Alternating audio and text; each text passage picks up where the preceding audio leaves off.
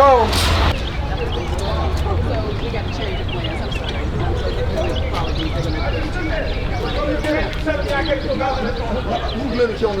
Tell us about what's going on, what we're doing today, and the races coming up, primaries on the 16th. Yes. And, talk to him about that a little bit. So this primary is arguably one of the most significant in the district's recent history, where residents will be electing a new mayor, a new delegate, up to 6 new council members, and a host of other positions. We'll be voting on our attorney general and others, and it's really important that residents are informed about both the candidates, but also how to make their votes heard.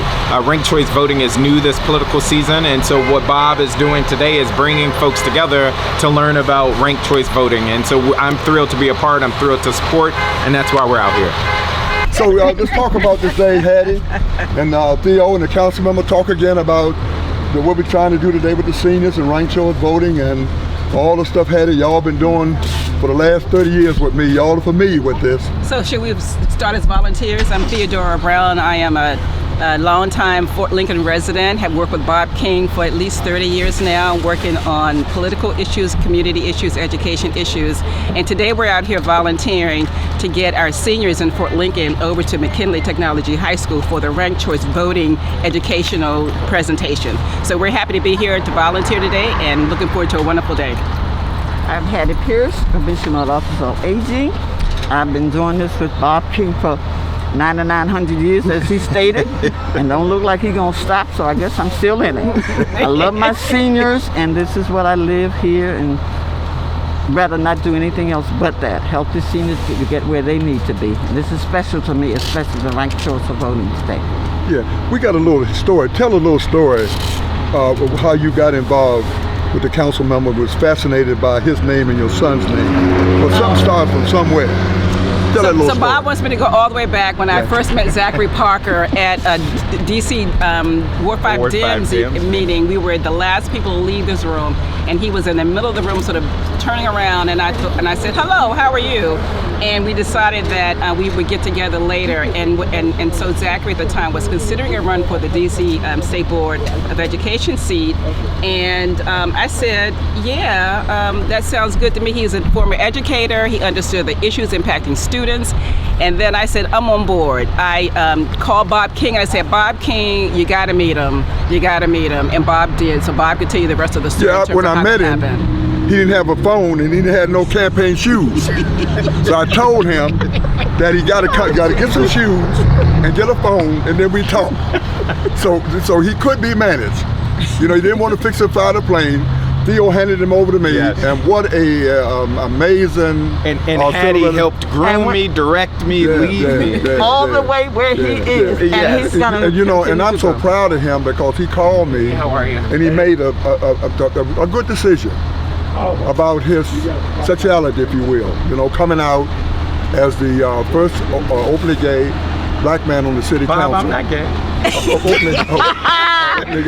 Black man on the whatever, a city council. I'm totally joking. Totally joking. And I was so proud of him when he called me and Theo. And Precinct 66 is a Bible-toting precinct. Yes. And they fell in love with it. So we all God's children. And I'm a Bible-toting council member. That's right, that's right. But I would just say we are out here, this is family. Yeah. This is many years of friendship and connection and family, engaging in the democratic process. As I said before, this is one of the most significant pivotal elections in DC's recent history. Not only must residents be informed about the candidates, we need to inform residents about how they can engage in the process. We have a new voting system, ranked choice voting, and that is what today is all about, ensuring that our seniors are equipped with the knowledge and the understanding of how to vote with ranked choice voting, so that all of us candidates can have a shot in this process. So thank you, Bob King, for your leadership in organizing today and your many years of service. Thank you, Theo and Hattie, for always being there in the trenches for our seniors in our community. And I hope we'll see you all out and about today. Great day in the nation's capital. Vincent Orange, resident of Ward 5. And you know, I'm here with Miss Foster. You know, her and I together, we are the ones that made the minimum wage happen at $15 per hour. And then I put the trigger in there so you never have to discuss it again. It went to $15 to $17.50, $17.95, and this July it'll be $18.40. What else do we do? What do we got? 5 days sick leave? Yep, got paid sick leave. Yep. Yep. And we tried to get fair scheduling, but that didn't go well. But we also got the wage staff legislation passed. That's right. That's right. So we have had an opportunity to work together and do a lot of things together. And now it's time to bring us into the Wilson building and run it down. One question, D.R. What's your path to victory? My path to victory is seniors. Seniors. That's why I'm here this morning. My path to victory is see these feet. You see who's out here? I'm gonna be working these feet, knocking on these doors, because what I do know is real DC residents are tired of playing political games. They want somebody in the Wilson building that represents them. Listen, I go back. Oh yeah, way back. I remember one day Mindbag called me, said, Bob King, said, I want you to endorse Alyssa Silverman and do a campaign. 2014. Yeah, and I told the mayor, then I said, well, we got about 26 buses and we'll crisscross this city. And so I'm proud that we met earlier, and she's got a nice picture on her brochure. Oh yeah. With Mindbag, who's looking down on her campaign. And I said, man, why do you want to endorse Alyssa Silverman? He said, Bob, I think that I can, Ward 8 needs a lot. And I think Alyssa Silverman can be the quarterback, the fullback, the halfback, to help me get some things done in Ward 8. I am so proud that when I called Alyssa Silverman, I said, I need some money for the custodian services, some money for security. Without hesitation or reservation, she wrote that check, Garcia, which allowed us to take the first step in securing that building. So she's away in the tennis tournament. I'm a little jealous, and I told her when she get DC, but when she get back, me and her got to have a match when she get back. And I think I told her only requirement when she get back is that she got to ask her husband or somebody for a clearance to compete with me. Because anything happen, I don't want her to sue me. Talk about this a little bit. Yeah, Alyssa was on council from 2014 to 2022. She's running in the special election to get back. She passed paid family leave, working for affordable housing, trying to represent the district, and support of Bob. She was supported by Marion Barry, endorsed by Kobe King. Yeah, so she's had support. She's excited to get back and is running in the June 16th independent special election. Just loosen my collar, or just try to get some cold water when I'm frying. That ain't gonna I can feel my skin literally burning. Hey, how you doing? That's why Hey.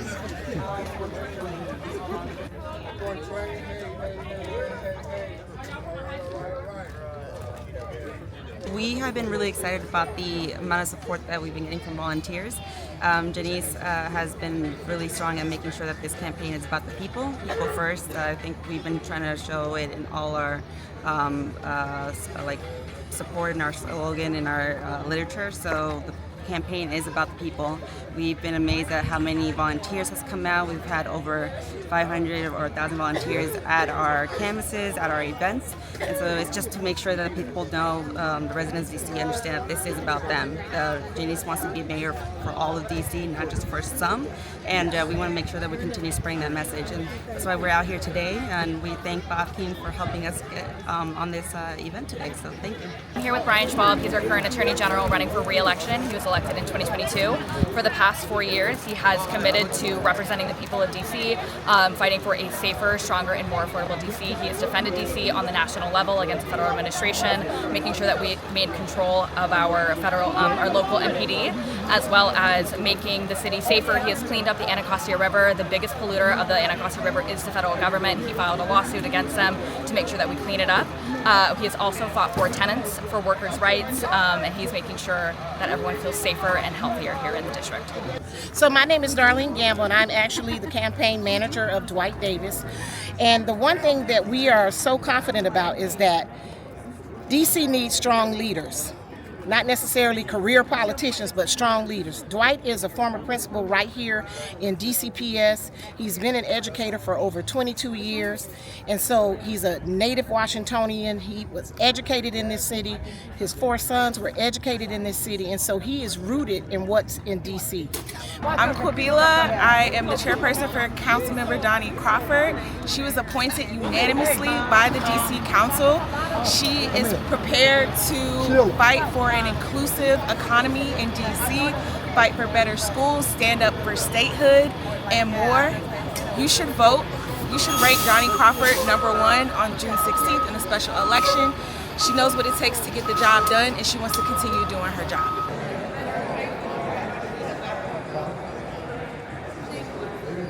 Second choice candidates, or if they skipped their second choice but they selected a third choice candidate, their Hi, welcome. Today is actually April 18, 2026, and we are here. Right next to me is the famous Bob King, the mayor of Fort Lincoln, and to my right is the famous Hazel Bland Thomas. Both of these are the Ward 5 co-conveyors. We are here for the Ward 5 Leadership Council. My hat is I am part of the Ward 5 Leadership Council, but I am the McKinley Tech PTO president. My name is Ana Rodriguez, and I'm handed over to Hazel Bland Thomas. Thank you. Good morning. My name is Hazel Thomas, and I am co-convener of the Ward 5 Leadership Council. It is our pleasure, our honor, and our duty to be here this morning to provide outreach and education for not just seniors, but for first-time voters and for anyone who needs to be familiarized with ranked choice voting, which is, of course, the new system that we're employing here in Washington, D.C. The role of the Ward 5 Leadership Council, we're essentially an advocacy organization that Bob and I started 2 years ago, almost 3 now, and our role is to make sure that we protect and we defend and we advocate for Ward 5 residents. And our particular interest is that of seniors, because oftentimes seniors are left out of the equation. So our job here today is to make sure that they are all in the equation. They get the information firsthand from the DC Board of Elections, and that they're knowledgeable and will be able to vote. They will have an opportunity as well to use the marked ballots and the machines. So this will be an opportunity for outreach and education. Thank you. Brad, tell us about what you've been doing and trying to reach out to the candidates and how many responded and all that good stuff. All right, so we decided to do this forum to give each candidate the opportunity to make a pitch to the voters in District of Columbia. We're not doing this as a debate. We're not going to have back and forth. We're just going to allow each candidate to have about 2 minutes to state who they are, who they represent, what their plan for the district is, and how they can be contacted by those who wish to give support. So we hope it goes smoothly. It's going to start at 1 p.m. and we're going to go through it very quickly. We're going to start off with the candidate for our representative to Congress, Franklin Garcia, and we'll move on from there. You've been amazing, Dan. I'm so proud to call you, and you said, Bob, I got you. And you got some little eggs and stuff. You said you got different color eggs and all that kind of stuff, and how you gonna deal with that? Tell us about that a little bit. Well, we're going to make it fair. What we're going to do is, as each candidate signs in for their particular forum, we're going to list them, and we're going to have eggs, like Easter eggs, that are numbered, and we're going to do a random drawing of those eggs to get the order of how each candidate will speak. So it won't be alphabetical. It won't be the order in which they actually arrived at the location, but it'll be a random drawing, so like a lottery, and we'll pick the order of the speakers from that. Father, bless us, enlarge our territory, let your hand be with us, keep us from evil, guide us, guide the candidates, keep them from evil. In your son's name, amen.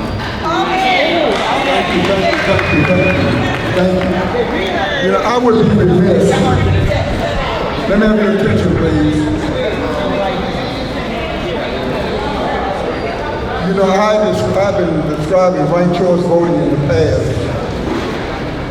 ranked choice voting can turn chickens into chess and unpin our democracy for a traditional system that no one can explain and no one understands.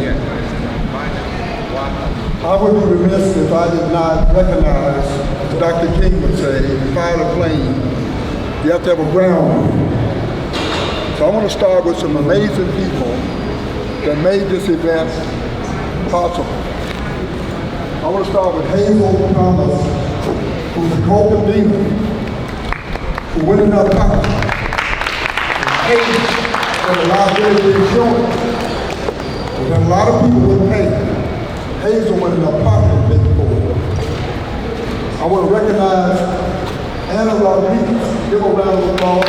She did the key she had. We could not have had the event without her, because the first step in getting this place was getting the principal to say yes. She did that. But I went to the ANCs to get some buses. And unfortunately, with two of them did not respond today, so we got to clean up some mess because we left some seniors behind. But we provided the 501c3 for the ANC 5C to purchase those buses. If Jack Hearns is here, I want to recognize him. When I went to the Board of Elections and I asked them for 4,500 flyers, they only gave me 500 to reach out and bring somebody here to this event today. Very disturbing. BJ, KURUP, another commissioner, Sasha, and also Denise, WIKITOR, with the grant program, authorized the ANC to provide the buses to go pick up the seniors and bring them here.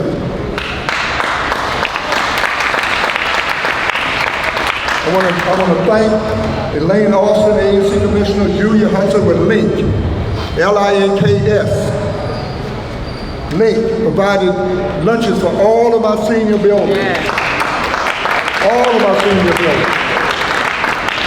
In fact, when I was asking the senior building about the Attorney General, most of them didn't know the Attorney General.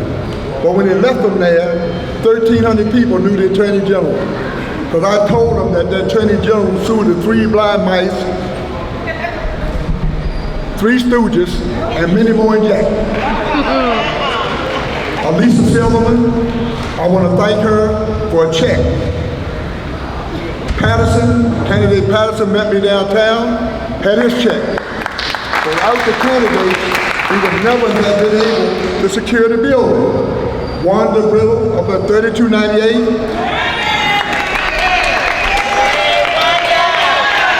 Also, I want to thank Marissa for her involvement. Where's Leo Brown? Leo, Addie Pierce, Anita Shelton, Gloria Hightower, Shirley Plate, Sean Taylor, Enoch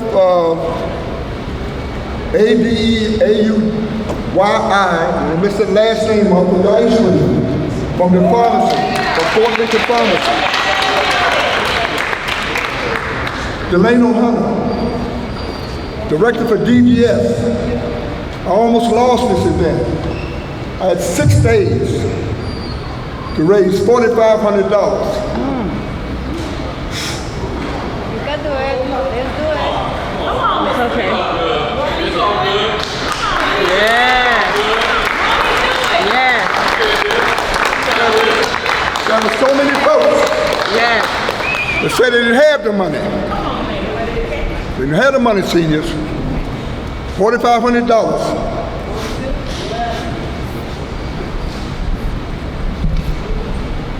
Where's Bradley Thomas? Dane's brother, political analyst. Anna? Yeah. They said I don't want to miss any candidate. And we had a situation where the food did not get paid for. And somebody was getting ready to go on TV and blast the candidates. Kenny, come out here, step forward. She wrote that check. She wrote a check and it didn't bounce. All right. Now, just trying to wrote a check and didn't bounce. You know, Sasha Francis, Gloria from over Ward 6, N-A-U-D-E-N. She brought 23 young people here today. Because ranked choice voting is in their hands. Jackie Reyes. And a few Spanish folks. I said I could not have an event without having somebody representing the Latino community. Amen. Brought folks here. Franklin Garcia, who made history. He's documented this event. This event will be shown all over the world, including Timbuktu.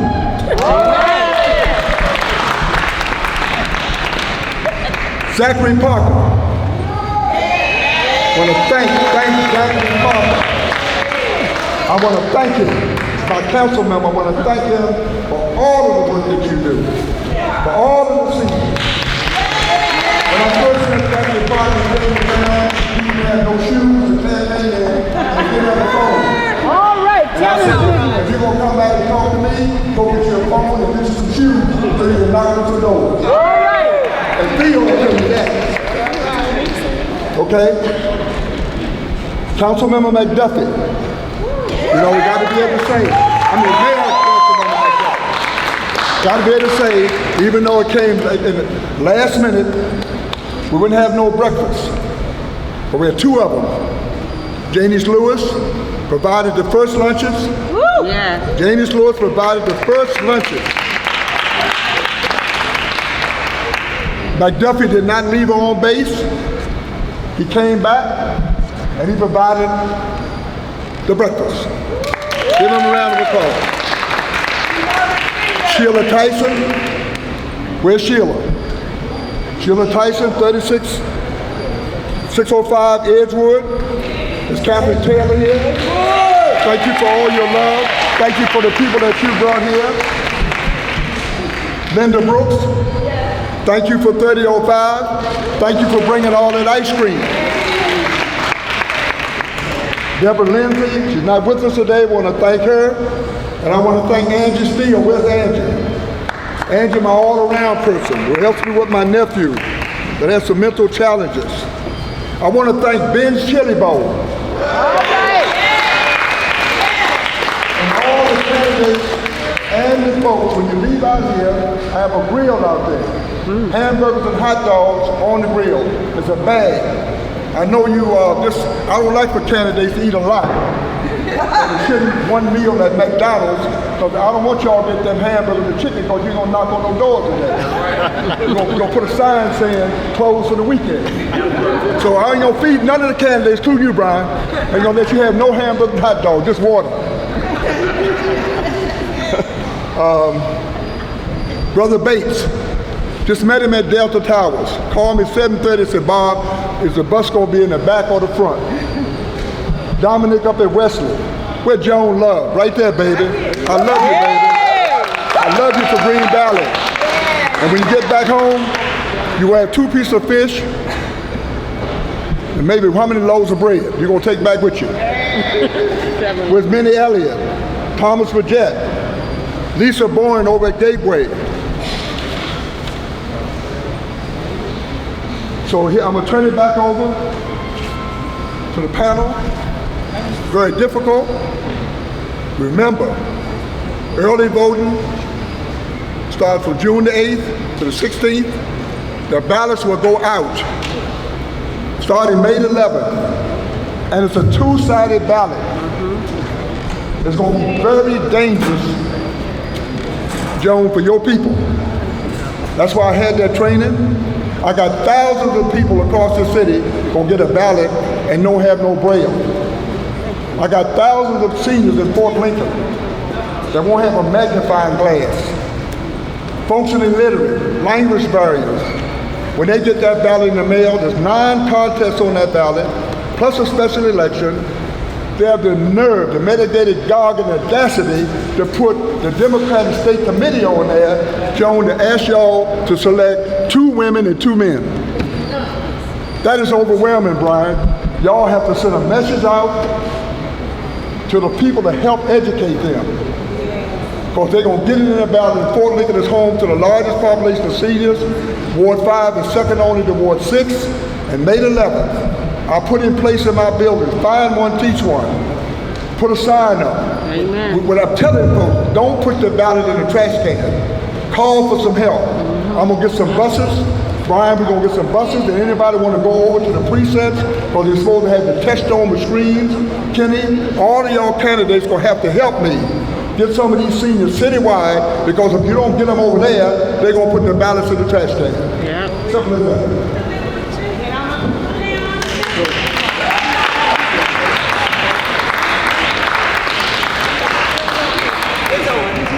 Good afternoon again. My name is Hazel Bland Thomas. I'm co-convener with the one and only Mayor for Life of Fort Lincoln, Bob King. I just want to take a minute to say that what you see here today was his vision. It was his vision. The naysayers like myself said the Board of Elections said they're going to do it, let them do it. But then we realized that we all, say all have a responsibility to make sure that the least among us, and those persons who are older, I'm not one of them, of course, and those persons who come from disadvantaged communities, that they are included and that they understand how to vote.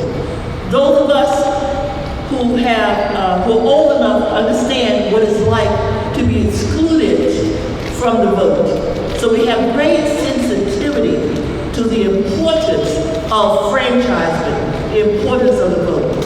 So that's why we're here today. So my only word to you, and I'll say this very quickly, don't let anybody in your family, young, old, your nephews, your nieces, your aunts, your uncles, your cousins, your grandchildren, don't let any of them say that my vote does not count. Because you count and your vote counts. Don't ever forget that. You matter. So listen to the candidates, make your decisions, think really clearly, and then when you get ready to vote, if you have any problems, people in this room will help you, because we want to make sure that you are included. Because why? The Ward 5 Leadership Council, which Bob and I are the co-conveners of, we care about you, because you care about you, and we care about you as well. I don't know what happened. Oh, there we go. The bottom line is you matter. So go for it. It's your vote. It's your decision. It's your time. Thank you. Okay, we're going to see now, again, the order will be the shadow representative first, then the shadow senator, then the attorney general, the Ward 5 council member, council chair, at-large council member of the regular term, at-large council member of the special election, delegate to Congress, and then later. Each candidate will have 2 minutes. There's a timer that's running. It turns red at 1 minute, and we ask that you stick to that so that we can get through. If we have time after we have gone through all of the panels, then we will open it up to questions and answers from the candidates who can stick around. Thank you so much. All right, so when I say DC, let's see. When I say DC, you say statehood. DC. Statehood. DC. Statehood. Thank you so much. My name is Franklin Garcia. And let me thank the president of the DC Latino Leadership Council and say thank you to the presidents of the Ward 5 Leadership Council also, both of you. Thank you so much for bringing us together and for organizing us. We got a couple of board members here for the DC Latino Leadership Council. Anna and Catherine, thank you so much for being here. But anyway, look, I've been in this fight for statehood for a very long time, and I am privileged to be here. And I know that I am your candidate for U.S. Shadow Rep, and I know you're only going to have the option to choose one person.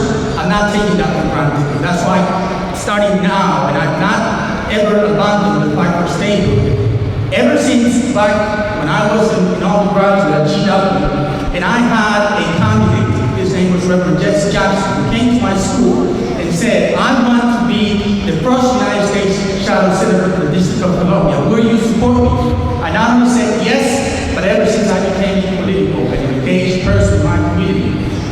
Instead, we need to honor his brethren. And so, Senator Strauss, we need to put that on the agenda. Somehow we were trying to get him down here. Unfortunately, it did not happen. We're going to try to do something. I am a member also of the Douglas Commonwealth Coalition, and we're trying to do something to honor the brethren because he opened the door for so many of us. But getting on the fight for statehood, folks, the path for statehood is clear for us. We've been doing it. We passed the bill twice in the House. We've gotten very, very high in the Senate. We need 60 votes, but the path to statehood for us, clearly, is electing more Democrats. There's no doubt about that. When we, back in 2010, we had an opportunity to do statehood, we're going to get there again. Thank you so much. Thank you, thank you, thank you. Let's statehood all the way.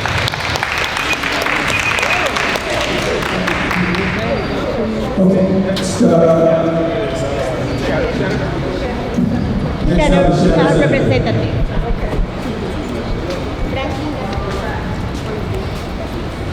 Okay, let's see if the mic works. Thank you very much. My name is Paul Strauss, and I've had the privilege and honor of being your elected United States Senator, a position that is nicknamed the Shadow Senator. When you go to the ballot, you won't see the word shadow anywhere. That's just what they call us. And our responsibility is to help the District of Columbia become the 51st state. And we're going to make that happen. We have been at this a while, but statehood has historically taken a long time. You know, it took Alaska from 1912 to 1959 to become a state. We have been at it a long time, but we're going to get there. There's good things come. You have to be patient, you have to be persistent,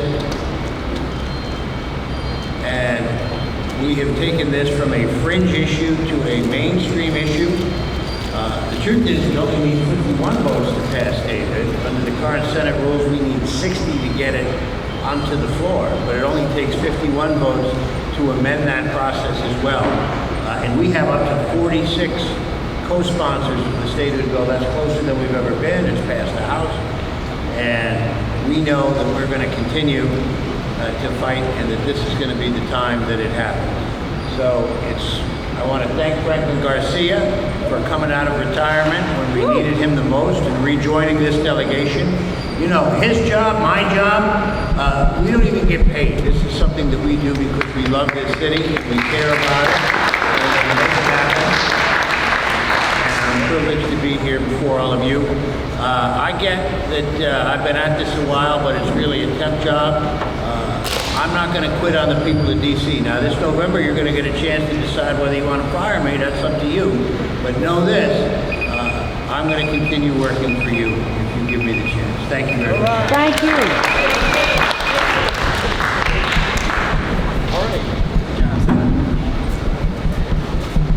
Next up, we have 3 candidates for Attorney General, so those candidates will come and take a seat here. And because we have more than one, we're going to do a lottery to see the order that they're going to speak in.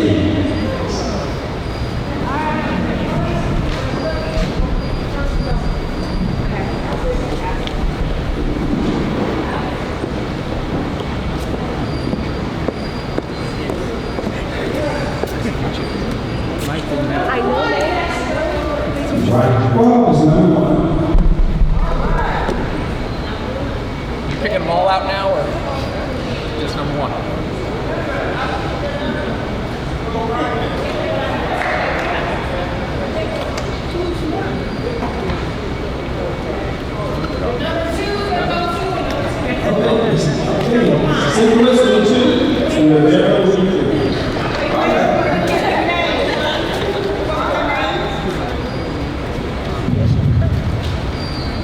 Well, hello everybody. Can you all hear me? Yes. Hi, I'm Brian Schwab. I'm your Attorney General, and for the last 3+ years, I've had the great honor of serving this city as an independent elected Attorney General.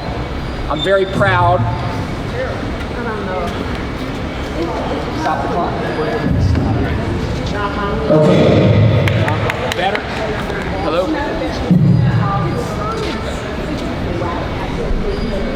Can you all hear me if I project like this? Can you all hear me? All right, I'm gonna do my best. I'm your Attorney General, Brian Schwab, and for the last 3+ years, I've been fighting for the District of Columbia and the residents of the District of Columbia, and I'm proud of the work that the team and I have done. We've been taking on people taking advantage of seniors and consumers. We've been taking advantage of our tenants and our workers, people polluting in our environment, and we're holding people accountable because that's what the Attorney General has to do. And we know right now in our city's time, there's a lot of fighting that we still need to do. And that's what I'm committed to doing, is staying in the fight for you and for the city I love. We hear a lot today about the rule of law. People talking about the rule of law. The rule of law is simple. It means everybody plays by the same rules. No matter how powerful you are, no matter how rich you are, no matter how well connected you are. As Attorney General, I've taken on the largest companies in the world. Google, Meta, Amazon. When Amazon was lying to people east of the river about their Prime membership benefits, we sued them for violating the consumer protection law. Sometimes holding people accountable who are powerful means holding our federal government accountable. I've sued the federal government a few times as Attorney General, and just for the record, I sued when President Biden was the president, because the largest polluter of our river, the Anacostia River, is the federal government. The federal government for 100 years polluted our river by pouring pollutants in it. And so the federal government is being held accountable under our environmental laws. And I've sued the federal government since Donald Trump has been the president, because Donald Trump has come for our money, he's come for our home rule, and when he came to take over our MPD, I stood up and I said, under our Home Rule Act, you can't do that, as a matter of law. We went to court and we stopped there. There's a lot of fighting that's left to be done for the city, and I'm committed to staying in the fight, and I'm asking you all to help me. I hope you'll vote for me as your Attorney General. I hope you'll get involved with my campaign. I so appreciate your support, and I look forward to living up to the trust that you've put into me. Thank you very, very much.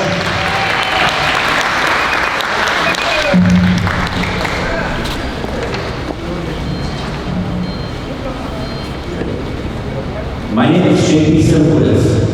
I am a 5th-generation resident of the District of Columbia. My wife was born here. She lived right on Rhode Island Avenue, a few blocks from here. My family went to St. Martin's Church here in Ward 5, and I'm running for Attorney General. I've been a lawyer for 31 years. I was the lawyer that fought Dan Snyder and the Washington Redskins when they closed the sidewalks to FedEx Field, and we won. You know, I have a law firm with me and my dad. I don't have 350 lawyers behind me. I have me and my dad, and I fight, and I win.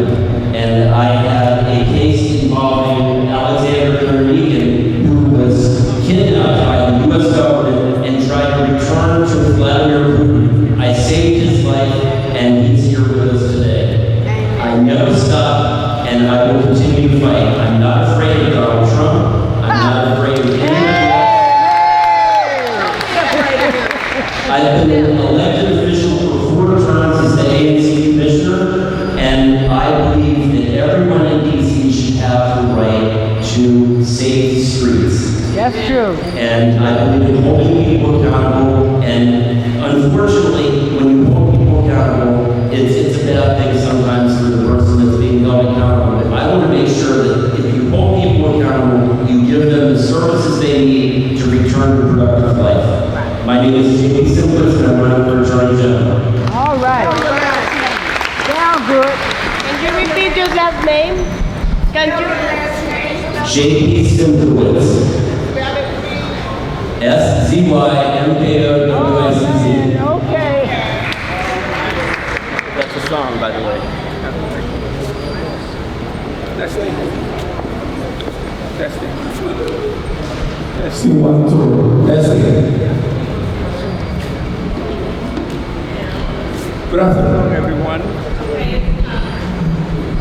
It's truly an honor to be here before you. My name is Santa Rivera, and I'm running for Attorney General for the District of Columbia. I have been a resident in the District of Columbia for the last 44 years. I have been married over 30 years, and I raised my family here. My son is now a lawyer. The city gave us an opportunity, and we worked hard to build something meaningful. And like many of you, I am a senior citizen. Hello, I said, like many of you, I am a senior citizen. I'm 71 years old. This city is not just a place where I live. This city I call it home. I opened my law practice 40 years ago, right after I graduated from law school. I have represented people across the city in some of the most important moments of their lives, criminal cases, family matters, workers' rights, and I have always believed one thing: the law should protect people, the law should protect you, especially when they cannot protect themselves. The law should not protect special interests. I have won in that market case protecting workers and secure real results, including $900,000 recovered for a client that got sick from a vaccination. I'm not against vaccine, but if you get sick, you have the right. But today, this is about you, because I hear your concern safety, scams against senior citizens, being pushed out of the neighborhood. You should stay here. You deserve to be protected. Thank you, and God bless you.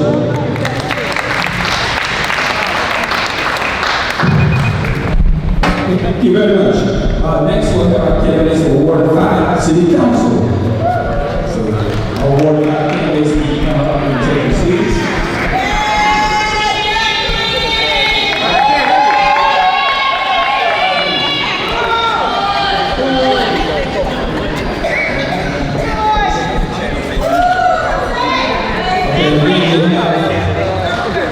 More than one, so we're going to have a quick robbery.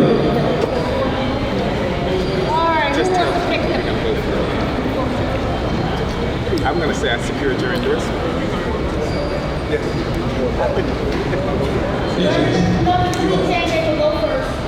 Okay, number 3 on the list is Joyce Robinson Paul. Steve. Number 2 is Marie Carmichael.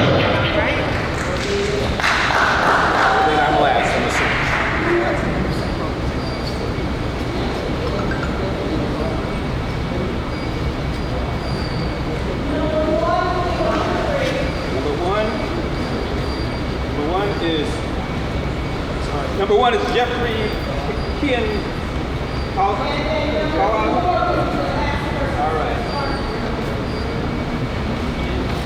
All right. So, this mic is not working.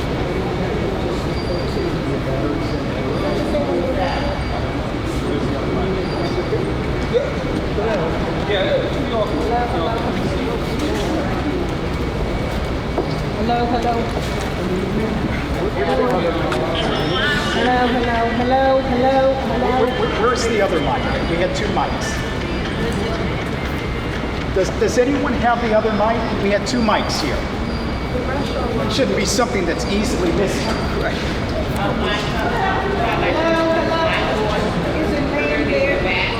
Hold on, let me go. Is the man there? It's not. Anyway, you all can have a seat. Y'all can have a seat. Give me one second. At the check station.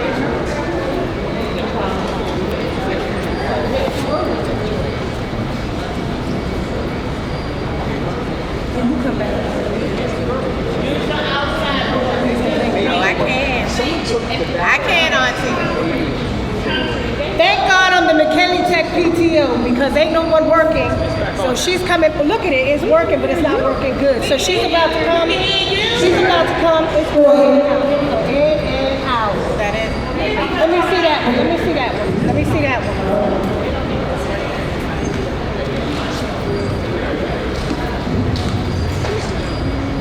Hello. Here we go. Look, if you really want to expand that voice, I'm just going to say this. We're having some technical difficulties, but if you really want to talk loud. Good evening, everyone. Good evening. My name is Joyce Robinson Paul. I'm a 20-year A&Z commissioner in the neighborhood. I've lived 45 years in the Ward 5 area. And there's a lot that we need there that we're not getting.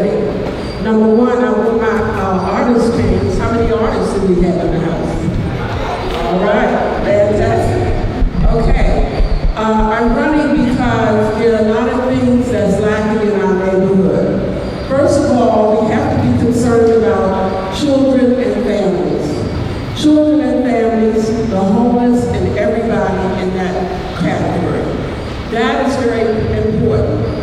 Don't fix the stadium, don't fix everything and leave out our children, and leave out our families, and leave out the homeless people all over the city that freeze every year because we don't have enough housing for people in our ward, people in the whole DC area. So I am concerned. I decided, and I'm also concerned about statehood. That's been my lifetime effort. Anise Jenkins is here.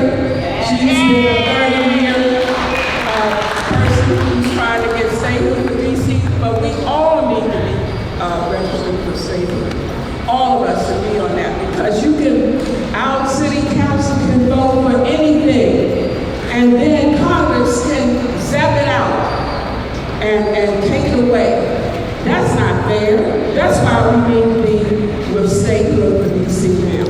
So I'm working very hard for statehood for DC now, and I'm also working to make sure that we get statehood for the District of Columbia. That's a vote in Congress. You can't be on the Hill and we don't have nobody up there that can vote. What is the purpose of having a situation where we're left out of the vote? And that's what we're talking about here, the vote. You gotta make sure that we have statehood so that we can make sure that we have that vote. So that's very important to me. So I don't know how many of y'all are for statehood. A lot of people are saying, oh, we don't have to have statehood, but we should. Bye-bye.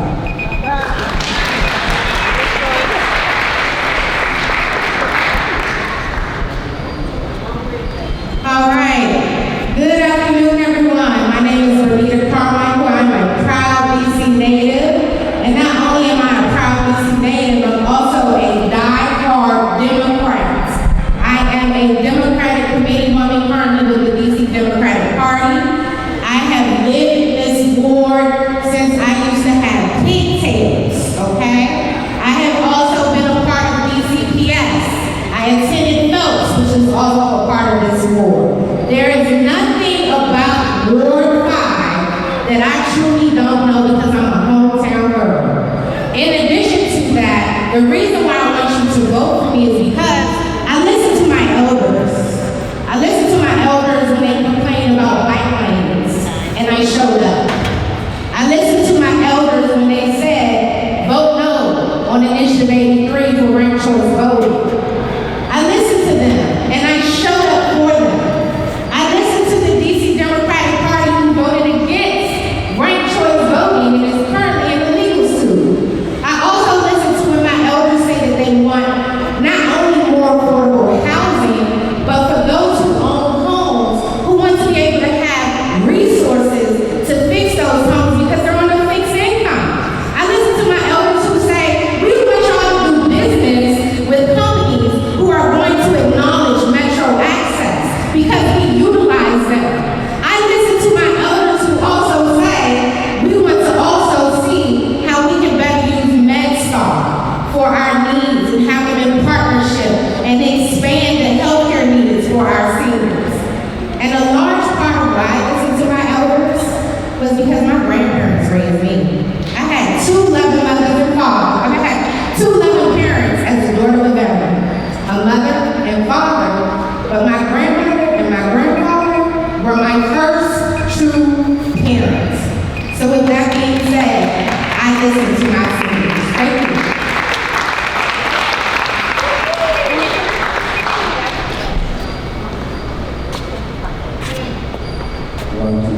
Good afternoon, beautiful ladies.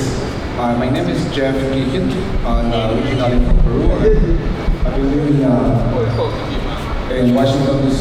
for 25 years already. I put my house here in Washington, D.C., Ward 5. I want to live here forever. I want to die here in Washington, D.C. And that's one of the main reasons I decided to run in my ward. What happened a few months ago, or last year, I went to my alley, I went to my backyard, and it was full of rodents. That is unacceptable in the nation's capital. the most powerful city in the whole planet with a budget of $22 billion. $22 billion. Our city is the richest city in the whole world. $22 billion only for 700,000 people, and we cannot solve the problem with products. And I heard something from my friends, from the neighbors, about children, what's happening with children. Our main concern with children is pornography, and I will suggest the city council to pass a law banning pornographic websites in Washington, D.C. And for safety, it's a very easy thing to solve with drones. The cost of a drone is $1,000. We can have a couple of drones patrolling all our area right now, tomorrow. Just purchase. We have the money. For housing, it's quite easier. Many of you own your house and you want to rent your basement, but it's so difficult to rent a basement, mostly if you happen to have a very bad tenant, because it's difficult, impossible to evict. Okay, thank you very much, beautiful ladies. Thank you very much for the opportunity. Oh, very nice to meet you. Good afternoon, Ward 5. Good afternoon. First and foremost, I want to say welcome. Welcome to Ward 5, especially to our other candidates and guests visiting. But before I get started, I want to give a thunderous round of applause to Bob King and for organizing this convening. I know how much time, sweat, and literally tears went into pulling this event off, and it's because he truly cares about our community. I am Zachary Parker. I have the privilege, the absolute privilege of representing Ward 5 on the DC Council. Before serving on the council, I served as your State Board of Education representative. I am an educator by background. I'm not a career politician, and I'm proud of the progress that we've made together, whether it was bringing on a grocery store in Brooklyn, bringing on a grocery store in South Dakota, and soon to be a third one at the Reservoir District. Whether it was creating a new park at the corner of South Dakota and Riggs, a new park in Carver Langston, and yes, Joyce, we will get that rec center on New York Avenue because yes, our young people deserve it. But progress is under threat. I'm gonna say that one more time. Progress is under threat. The district is at a very perilous time because of the occupant of the White House. That's true. Because of the folks on the Hill.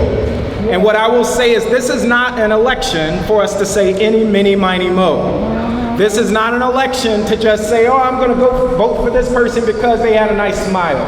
We need to vote for proven elected leaders who we know, who we trust, and who are delivering for us. Last thing I will say is what is at stake for another 4 years? It's about how do we build on our corridors like Rhode Island Avenue and North Capitol and 12th Street so that they have basic amenities that we all deserve, so that our seniors can catch the bus or get from point A to point B safely. I'll leave it there.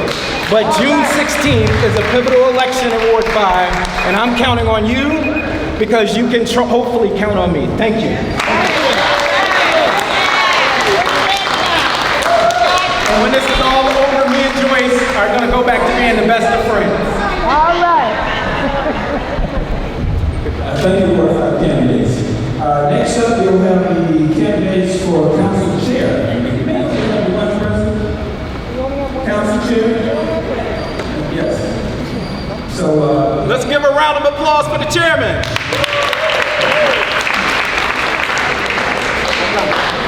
So since we only have one candidate, you go down after you already. Phil.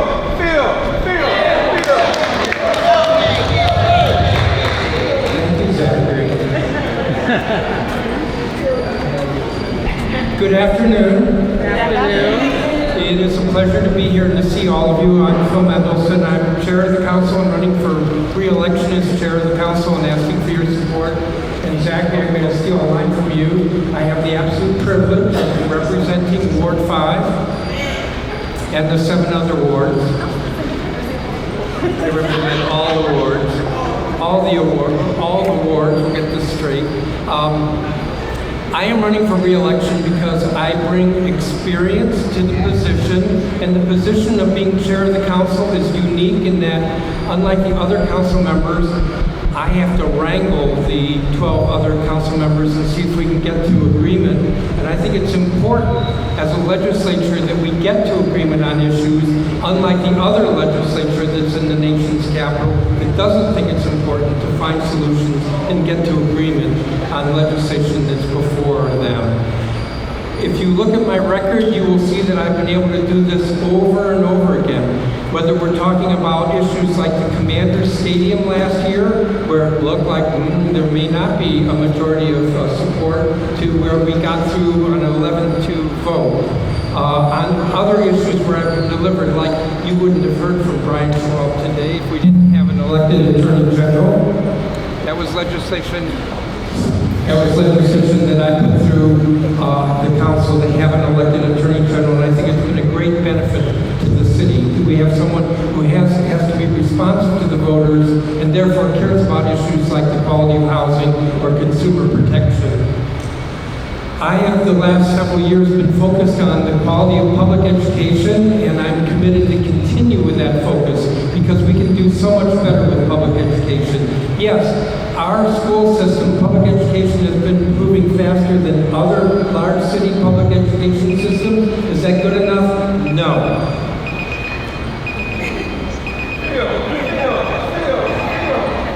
So I will continue to work on that and other issues and to continue to represent you all and to be accessible, which I think is also important. Again, Phil Mendelson asks for your support on June 16th. Thank you. All right, so we are now moving on to the at-large council member for the regular term, not the special election, but the regular term. So all candidates for that position, please come forward and take your seats.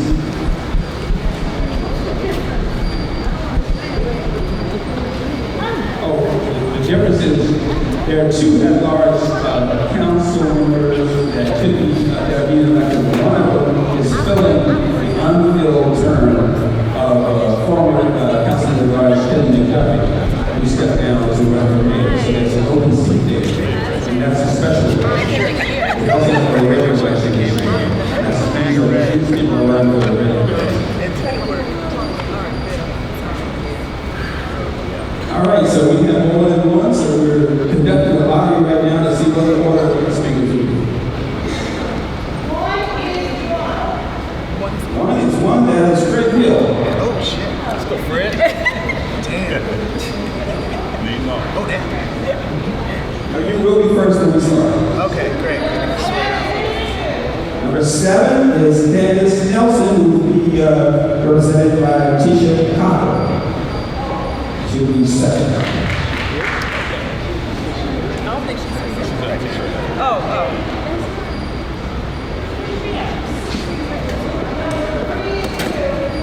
Number 3 is 2. That is White. Wait a minute. Was that number 3 or number 2?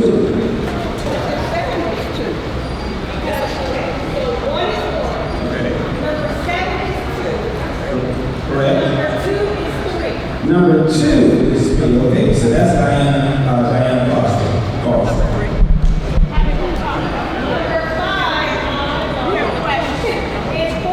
Number 5 is Carol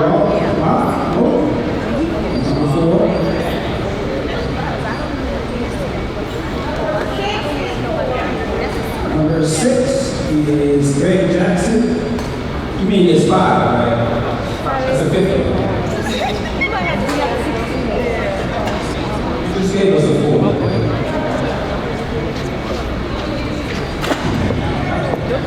Yeah, okay.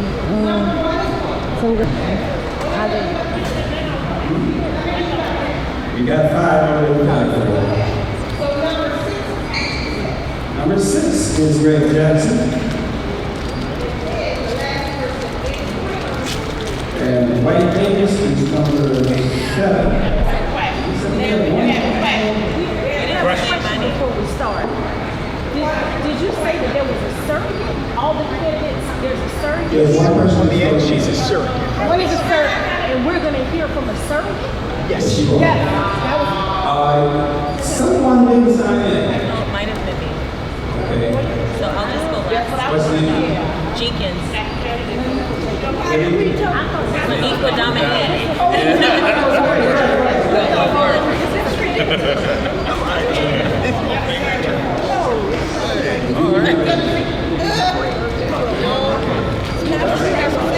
All right, so Fred Hill is first, then followed by Candace Nelson's representative, then followed by Diana Forrester, then Darrell Holt, Kevin Chase, Ray Jackson, White Davis, and Lee McDonald Jr.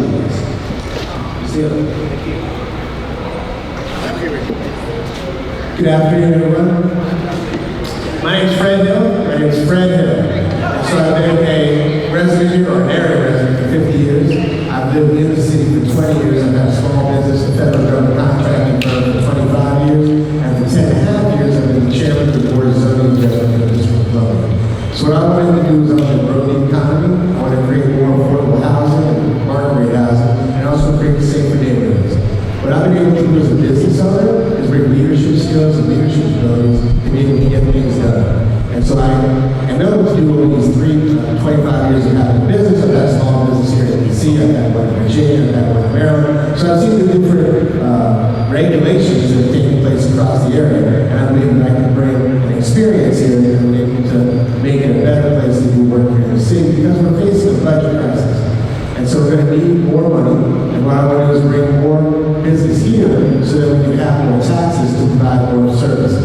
I don't want to raise any taxes, I don't want to take away anything from anyone, I want to provide opportunities for people so that they can go ahead and succeed. My mother comes from a country called Sakina, that's in Paul, Utah, so she was an Asian woman. My dad's from rural Oklahoma. We didn't have a lot of money growing up, but because of opportunities in the AA program, and also with the CBE program, I've been able to succeed and been able to do things here in DC and the city that I love. And so finally, also, I'd just like to say that my mother had Alzheimer's for the past 10 years, and it was a very difficult thing for our family, and I think it's a difficult thing to age in place, and I would like to do my best for the seniors here in DC, and if I get this job, count on me to do that, and you keep me holding accountable for that. Once again, my name is Fred Hill, and I hope you get your vote. Thank you so much.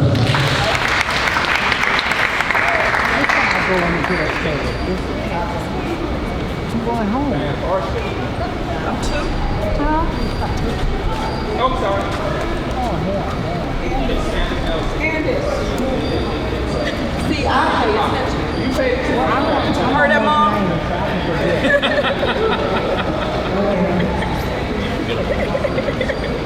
Hello, everyone. My name is Dr. I'm a surrogate for Candace Tiana Nelson. So I'm supporting Candace Tiana Nelson because I've known her for quite some time, and she has been a dedicated public servant of the District of Columbia. She actually started working she's been an ANC for 4A for quite some time, and she worked in healthcare finance, DC healthcare finance for a number of years I'm reading a little bit because I just got asked to do this. As a special projects officer at the Department of Healthcare Finance, managing a $110 million contract. She also worked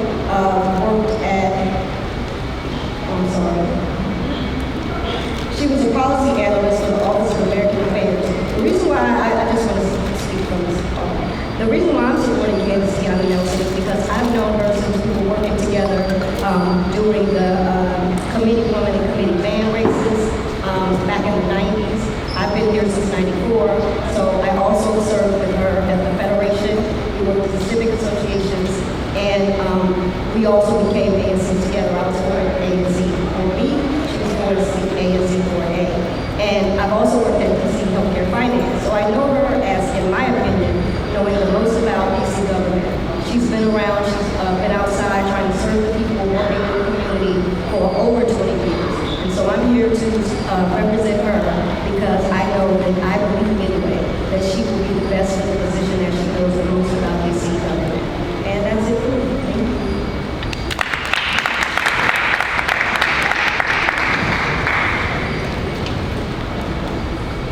Hello, I am Deanna Forster, not Diana Forster. I'm going to say it right because my mom's in the room. Usually I let people get away with it. With that being said, I am running for your at-large council member, but I'm also running because I have a lot of experience, and now that I got 2 minutes, we don't usually get this much time, I can explain to you what my experience is. I didn't work in the Wilson building, but I did a lot of work in the Wilson building to get legislation passed. And I did it with the community, for the community. I helped get $15 minimum wage passed. I helped get paid family medical leave passed. But I also work as a community organizer to secure community benefits agreements. When developers come into DC to take over our property, we push them to ensure that they actually develop a little bit more affordable housing and they offer good paying jobs. I also have been someone who's been directly impacted by violence. And as a mother and a lifelong DC resident, DC native, and remember when it was murder capital, and the daughter of a retired DC police officer, I am as concerned as you are right now about what's going on with our youth. But I also have ran pre-apprenticeship programs that have given youth opportunities and redirected them to ensure that they had a future and they saw something beyond what they were seeing. With all that, I have also been the president of the Metro Washington Labor Council, and I helped reopen the District of Columbia with COVID and help protect our workers. But now I decided to bring my experience to the council because one thing I realize is we need to unite the city now more than ever. We don't need to be divided. We need to come together despite our differences to do what's right and not fight each other, but fight who's fighting us. And that's not any of us up here. So that's why I decided to bring all of my experience of what I've already done to the DC City Council. And because I love DC, because I'm from DC.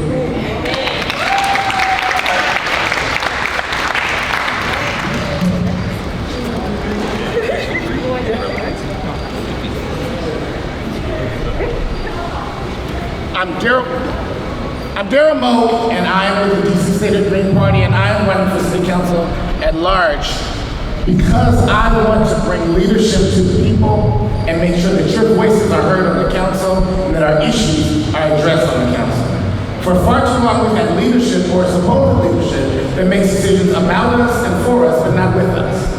It's time for us to make sure that we are being heard, from our youth to our seniors, our returning citizens, LGBTQIA, SGL communities, Black and brown communities, east of the river communities. We need to make sure that our services are available to all residents across the board and that you get what you need. An office that you can come to, that will advocate for you, that will fight for you, that will make sure that our needs are being met every day, not just during the campaign promise season, but in actuality when it's time to deliver on those promises.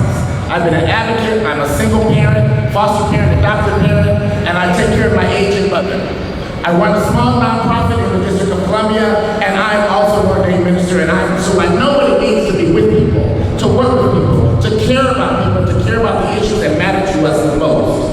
I'm Daryl Moe. I'm asking you to rank me #1 in November because I will be on your ballot in November, so you can put someone new on the council that's going to work for you, not against you. That's someone that you can count on, depend on, with transparency, accountability, responsibility, and community engagement in ways that we have never seen since Mary Berry. I am encouraging us to make decisions about who will lead us and not keep doing the same thing that we've been getting over and over again. It's time for change.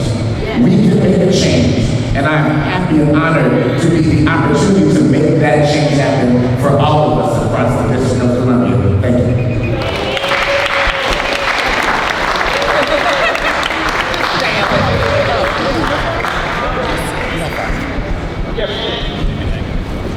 Good afternoon, how are you doing, Ward 5? I'm Kevin Chambers. I am not the former elected official from the 90s, that's my father. So a lot of you were looking at me crazy when I said I'm Kevin Chambers. So I'm the younger Kevin Chambers, but I am from DC. I'm deeply rooted in DC. My father served on the council back in the 90s. My mom is from DC, went to Sousa, went to Anacostia.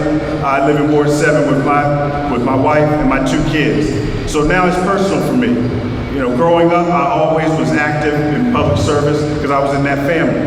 My parents met at Howard Law School. They've always had that community service and public interest, and that was instilled in me at a young age.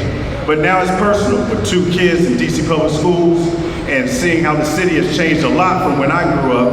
I want DC to be a place where my kids can live and put down roots too. And it's sad that among my family, my cousins, my friends, I'm the only one still in DC.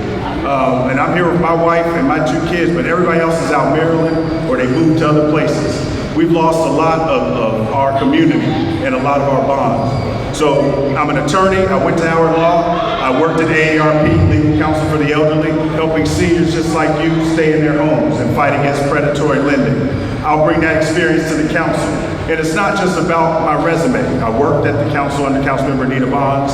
She's a Ward 5 resident. I was her committee director for 4 years. So I've been doing the work in DC, not in the area, not on Congress, but in DC, with the DC Council, with the DC Democratic State Committee. Those are the experiences I'm going to bring to represent all of you in this room. I'll be your age if I'm lucky, and I recognize that. At some point, we'll all be seniors, but I have the experience to get things done at the council. I'm very familiar with our senior services, our senior programming, and I'm going to bring that experience to the council and be ready on day 1 to advocate for all of you. So I'm asking for your support. Kevin Chavis, ranking number 1 for council at large. Thank you.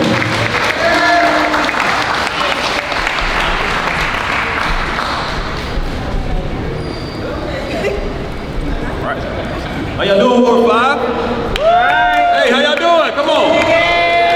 I know I haven't had a chance to meet everybody, so quick exercise. Everybody put your right hand out. I ain't gonna hurt you. Shake your hand. We've all shook hands. We did. Good job. My name is Greg Jackson, and I'm here. I'm running for less talk and more action. Right now, we have a district that is suffering from the highest unemployment of any major city in the country. And we have members of council that will talk about things but not take action on the issue. We're in a housing crisis that is impacting all of us, where folks have to either rent or leave because of the cost of living. We need less talk and more action. And we hear too many stories of our youth being slain or killed in these streets. And this gun violence crisis that we're seeing is nothing new. But cities like Baltimore, Detroit, Miami, they figured out how to solve it. Camden, New Jersey has 17 homicides. And they have way less dollars than we have, much higher poverty, the same struggles that we're facing, but yet they're taking action and saving lives. So that's why I'm running for less talk and more action. I'm a Ward 8 homeowner, lived in the district for now about 20 years. My mom was a substitute teacher, and my dad was a substitute bus driver and then became an electric worker, but they bought their first home, and that's what took us out of poverty. And so we learned from a very young age that the way that we break the cycle of poverty is by buying a home and keeping that home. The cheapest home we can have is one that a family owns. And so a major part of why I'm running is also to make sure that we have more investments to protect and support our homeowners. Our elders can effectively pass that down, can estate plan, but most importantly, they have support for repair and upkeep of those homes. And that's how we address the housing crisis. Lastly, when we think about safety in this city, we have to invest more in changing behavior and keeping guns off our streets. I know this firsthand because in 2013, I was shot in the shoulder. A bullet that hit me hit 2 arteries and nearly cost me my life. And I worked on this issue for 10 years, most recently served in the White House under Vice President Harris, addressing violent crime. And so I'm Greg Jackson. On June 16th, I hope you will remember me and vote for less talk, more action. Thank you.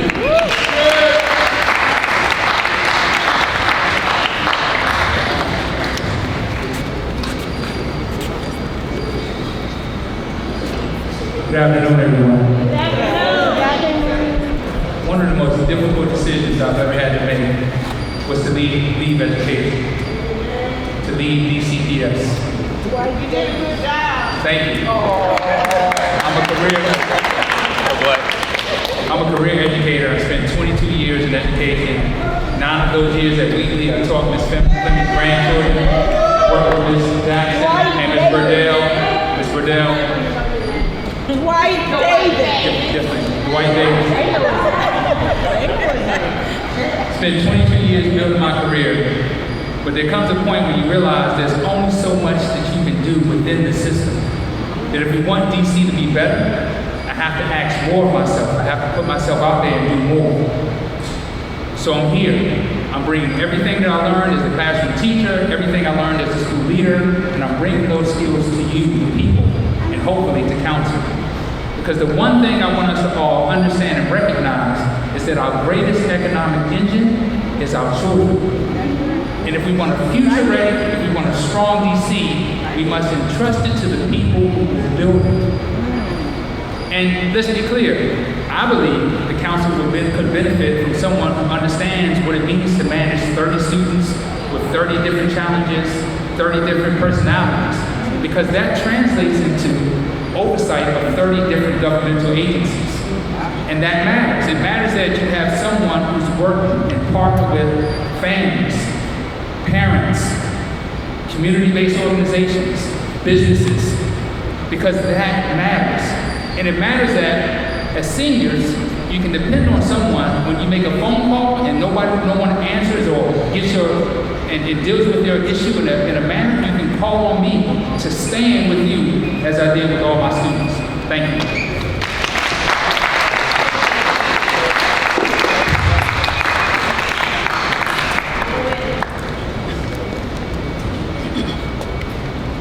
Good afternoon, everyone. Good afternoon. I've had an amazing time meeting each and every one of you.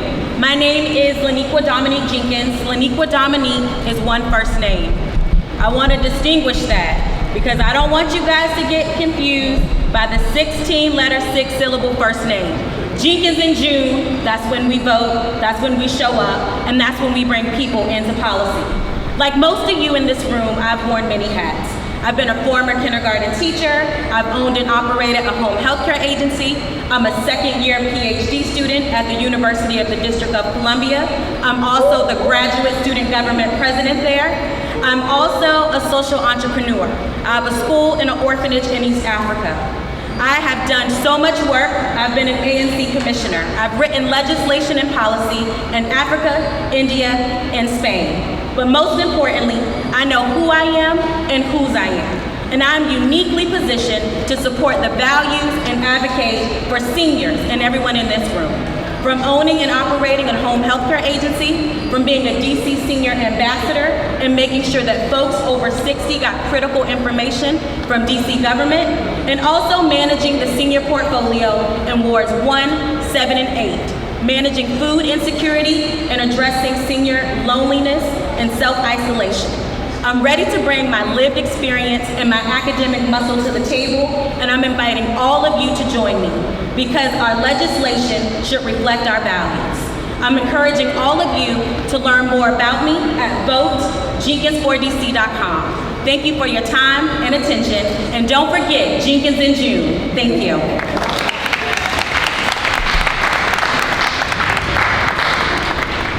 Thank you, candidates. All right, so we're moving on right with us. So next is at-large councilman in the special election. So you candidates in the special election, please come forward. Special.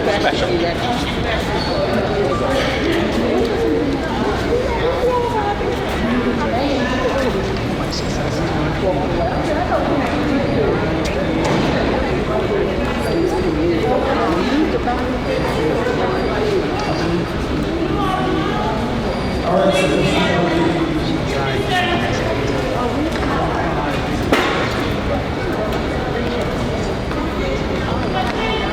it's more than enough. More than enough.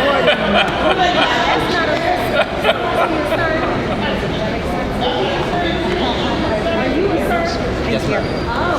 okay, so we have two candidates this time, and so we're going to have a lottery to see which one goes first.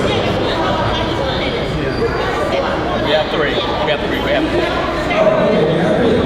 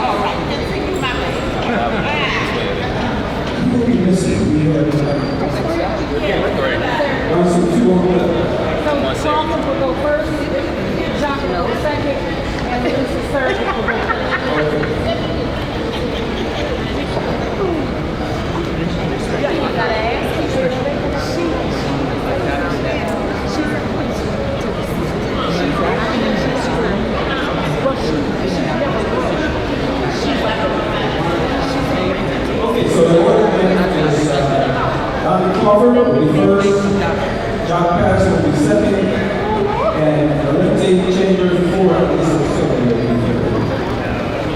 All right, sir. Let's go. Good afternoon, everyone. Hi, how are you guys? Thank you for having me. Again, my name is Donnie Crawford. I currently serve as your at-large council member on the DC Council, and I'm a Ward 5 resident. I live in Harbor Links. I have been working for a really long time to make sure that the district's budgets include all of us, right? I have been digging in budget books, making sure to prioritize all of us and making sure that we are a part of the decision-making process. One of the projects that I was very proud to support was the district's first guaranteed income pilot program. We made sure that we put direct cash in the hands of the people who needed it most in wards 5, 7, and 8, and we did that every year of my tenure on the Committee on Business and Economic Development. I also had a seat at the negotiation table for the RFK Stadium deal, where I helped make sure that we invested in $50 million in community benefits. Real jobs, real investments. That project is going to benefit all of us, and I'm really proud to have been a part of that process.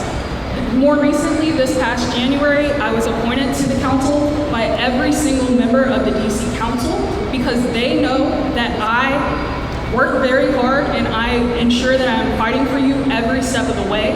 I've done that as a staffer, I've done that as an advocate, and I am doing that now as a council member on the DC Council.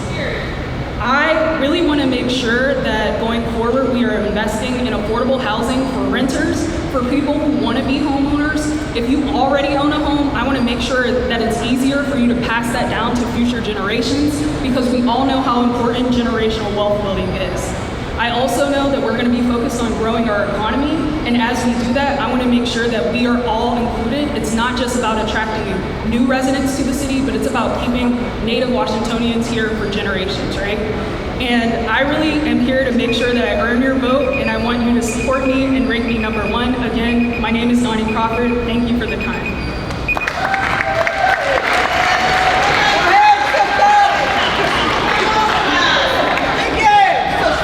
Good afternoon, Ward 5. I'm Jacques Patterson. I'm currently your president of your State Board of Education. I'm a Ward 8 resident. I came to this city as a veteran. I was stationed at Andrews Air Force Base, bought a house in Ward 8, and I've lived there ever since. I have a young daughter. She now teaches here. But those are statistics, okay? And I'm looking at my campaign manager, Rel, and he told me to hit my statistics. You know, to tell you guys, oh, I've done these things and this is what I've done. But I want to let you guys know something. Serving seniors is personal to me. And I'm going to tell you why. It's personal to me because I was raised in a household by a senior. My story, not my statistics, my story is that I was adopted at a very early age by a senior. So I know what it's like to live in a household where income is fixed, where we're dependent on SSI, Social Security, getting to the doctor, making sure we can afford things in our household. I know what that's like. And so since I know what that's like and that's my lived experience, I know how to show up for seniors. That's the first thing that we have to do is show up for our seniors and make sure that they're getting the support that they need. We're about to face the toughest budgets that we've ever seen in this city in 20 years. And this person that we have in the White House is cutting social services like crazy. And so you need someone who's actually going to fight for you. And not just fight for you, knows what it's like to live in a household when you're depending on those services. I'm Jacques Patterson. I'm running for your at-large representative, or council member, and I want to make sure you have a fight in there. I'm running in the special election. That's different than the Democratic primary. That's the seat that Kenyon left, okay? So let's understand that. That's the seat that Kenyon McDuffie left so he could run for mayor. So we have 2 elections in June. So I need you to rank me number 1 in the special election. Jacques Patterson, independent seat, special election. Thank you.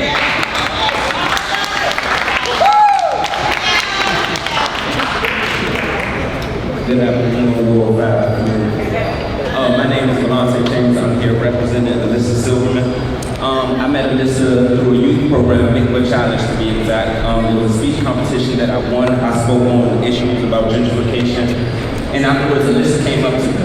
And not only did I get to see her, not as a council member, as a person, I got to see the warmth. She listened to me, she heard me. She heard my issues, and she talked about housing and how she fights for the cities who need housing. How she fights for them and to make sure that they're safe. And when she did that, I seen something. I seen a person, I seen someone who's willing to fight and go the extra mile. Alyssa ended up giving me an internship. This was 6 years ago. And I was able to see that fight up close. Whether it was through legislation, whether it was for housing, I just was able to see all that she does and all that she is trying to do throughout the district. Not as someone who is a seat or a figurehead, someone who is an actual human being who cares and fights for the issues that are important to us. Again, excuse me. I'm sorry. Haven't done this in a while. Again, thank you. And when you rank Alyssa on your at-large special election, rank her first, please.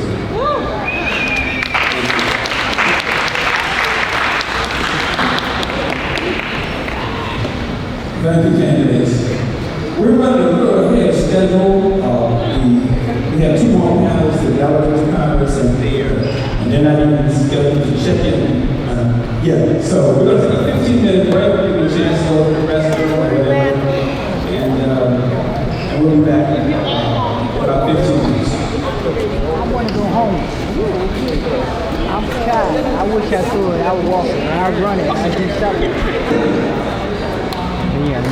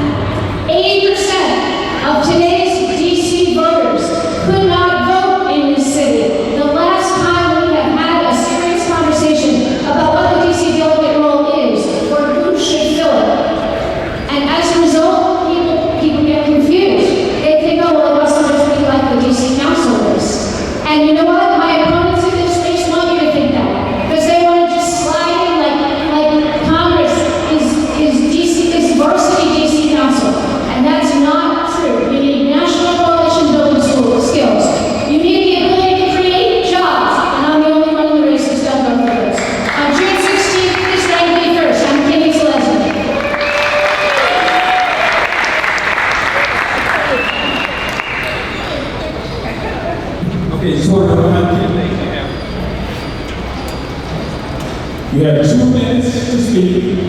The time. Count it off.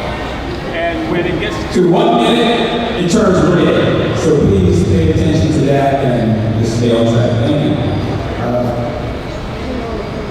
Come on.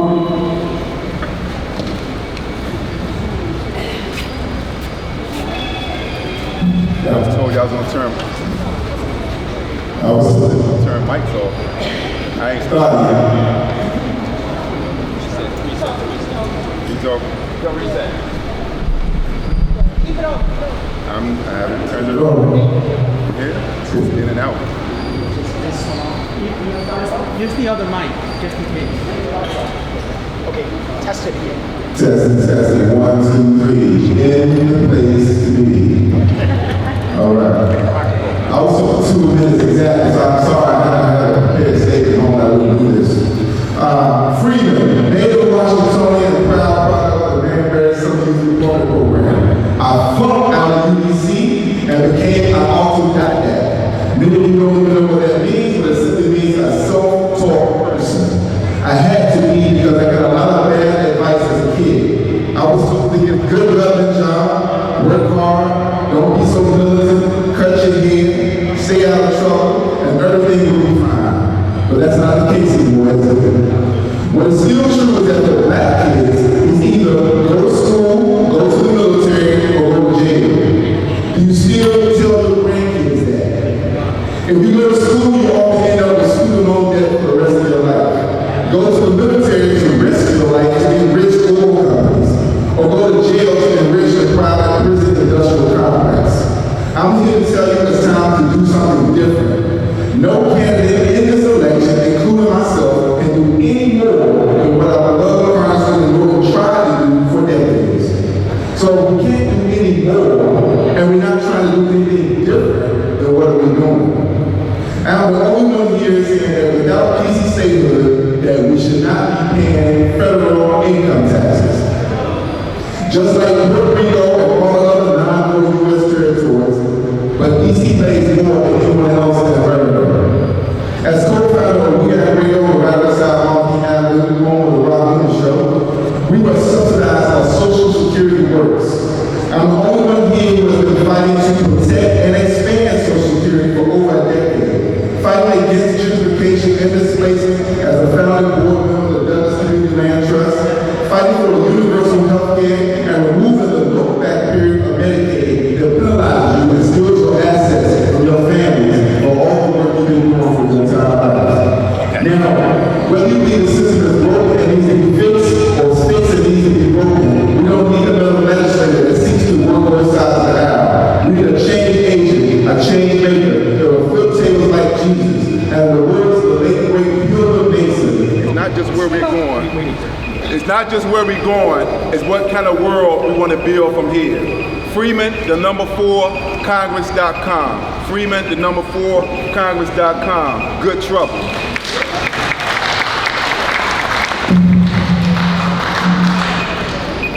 General election. The real one. Trent Holbrook. Apologize, you should have been second. Thank you so much for hosting this important event, and thank you everybody for being here as we talk about these really critical, important elections that are coming up. I'm Trent Holbrook, and for the past 8 years, I was on the front lines of every single federal fight for DC's future, fighting side by side with Congresswoman Eleanor Holmes Norton, including serving as her senior legislative counsel. When I started working for Congresswoman Norton, the DC statehood bill had been voted on one time in American history, in 1993, and it failed 2-1. They lost half the Democrats on the vote. I worked to make DC statehood the national issue that it is and that it deserves to be. I got over 100 national organizations to endorse the bill. I worked with those organizations, with DC residents, and with others, and we got a record number of co-sponsors on the bill. And we took the bill from losing 2-1 in 1993 to passing the U.S. House of Representatives for the first time in history. And we did it not once, but we did it twice. And the second time, every single House Democrat voted yes for DC statehood. I've also been the leader in Congress defending and advancing DC home rule for the past 8 years. DC is under greater attack now than it has been at any time in recent memory, and possibly since enactment of the Home Rule Act in 1973. But there's a reason that we're under attack, and the reason is because we are so close to statehood, because of all the hard work that we put into it. I also led Congressman Norton's work on federal employee issues. I fought their illegal firings, and I fought to have them hired back with back pay. I fought for pay raises for federal employees, and I fought to improve and increase their retirement benefits. I have to observe this position is not like any other in government. It's not like any other member of Congress since you're fighting for our autonomy and fighting for statehood, and it's definitely not a DC Council position where you're working with only fellow Democrats. This is working with 435 full voting members of the House and 100 senators, including Republicans and even some moderate Democrats who will do anything they can to overturn our laws and block our progress. So the time right now is too important for us to go to politics as usual. Elections are about drawing contrasts. I'm the only candidate in this race with the necessary federal experience to deliver for DC on day one. Thank you so much. My website is trentholder.com.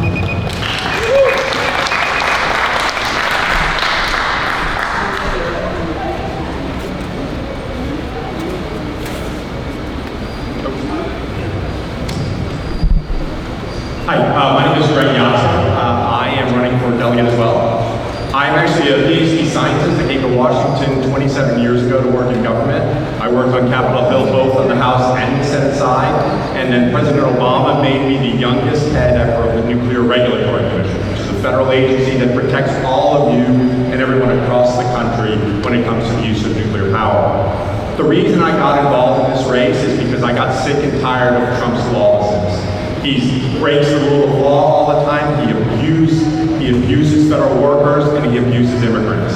As a former head of an agency, I understand how important federal workers are to DC, to the economy, to really the vibrancy of the city, and I could not tolerate the way that they were being mistreated by this administration, and the way that the Congress didn't push back. I'm also the son of an immigrant. My father came to this country just before I was born, and I would think that if he were alive today, he would be shocked at the way that immigrants in this city are being treated and the way that they are across the country. And not enough is being done to protect them. Congress sits idly by while all of these things happen.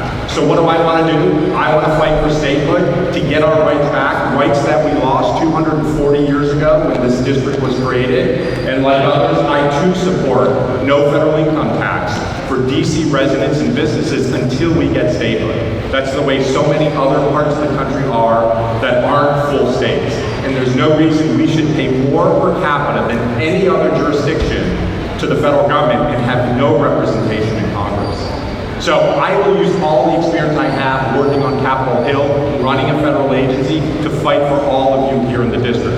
Everything I've ever done in my life, whether it's on Capitol Hill, whether it's leading a federal agency, has been hard. And I've managed to succeed when I don't have a lot of resources and I don't have a lot of power. And I will bring those skills to fighting for all of you here in the district.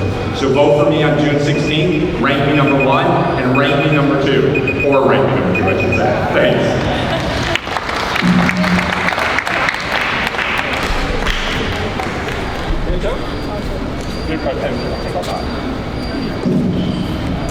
Well, good afternoon, everybody.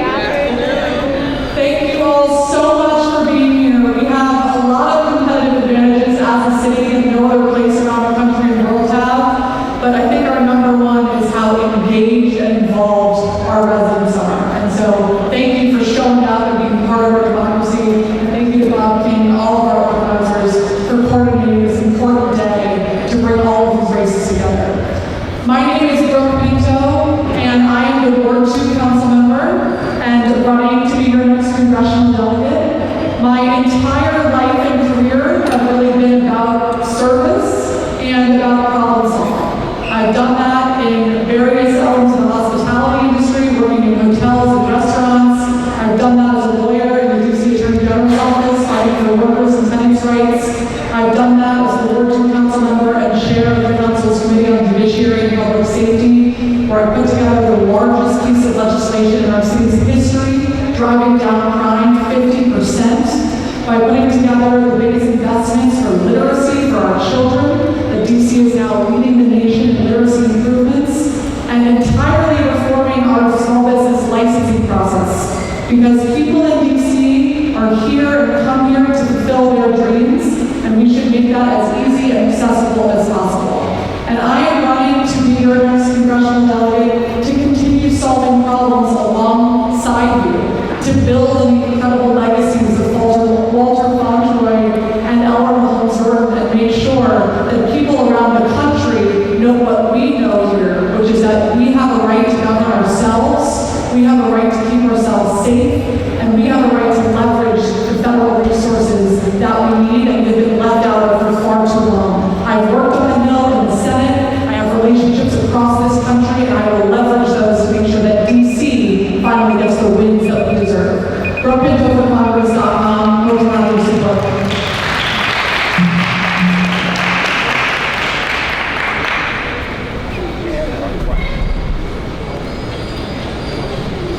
Good afternoon. Hello. Good afternoon, Ward 5. Here we are. I'm at-large Councilmember Robert White. I'm a fifth-generation Washingtonian. In fact, I attend church down the street from here at St. Martin's, where my dad is the deacon. He's preaching tomorrow morning. I sing in the choir. But my family has deep roots in this city. Now, one of the important things about my path here is that when I was growing up, I was not a kid who was expected to make it.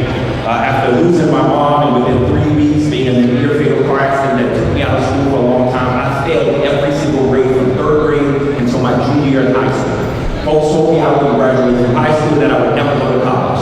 Well, I thought back. I graduated high school, went to college, went to law school, and decided to put my talents back into the city, working for Congresswoman Eleanor Holmes Norton as her legislative counsel on many of the projects we see today, like the Wharf, working on DC Home Rule, on our budget. But as I drove home one day from Capitol Hill to Southeast, where I lived at the time, I realized that as well as the city was doing, my community and my family were not doing any better than we were in the 80s and 90s. So I quit my job with Congresswoman Norton. I ran for the council. For the past 9 years, I've been an at-large council member, leading nationally on restorative justice, on housing legislation, on early childhood education. And many of you know that my plan this time last year was to run for mayor. But in the summer, I realized what all of us realize. We are not going to have a mayor, a council, or a DC that we know much longer if we don't start winning some of the federal fights on Capitol Hill. So after a lot of prayer, I decided that I was going to run for Congress to move us closer to safety, to protect us so that we still have a mayor and city council that is accountable to us. But I'm going to use this opportunity to move statehood further, to take the anger and outrage in our city into swing states and swing districts, to fight for people who are going to support us and stand up for us. Senator Elizabeth Warren endorsed me yesterday. Council members have endorsed me, but nothing is more important than your vote. So I'm asking for your vote. Join RobertWhite.com. Thank you so much.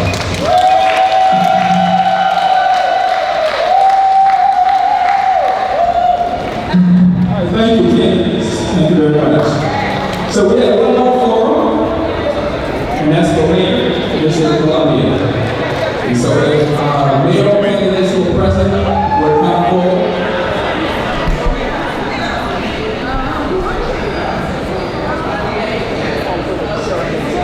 Yeah. Mayoral president candidates or those who are speaking for now, please come forward. We begin by thanking our hosts for putting together this forum. We really do appreciate the Ward 5 Leadership Council and the McKinley Tech PTO and everybody who made this happen. Let's give them a round of applause, please.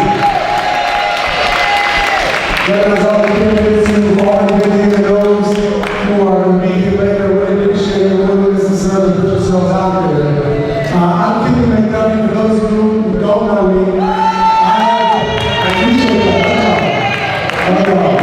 I had the pleasure of representing Ward 5 for 10 years before becoming an at-large council member.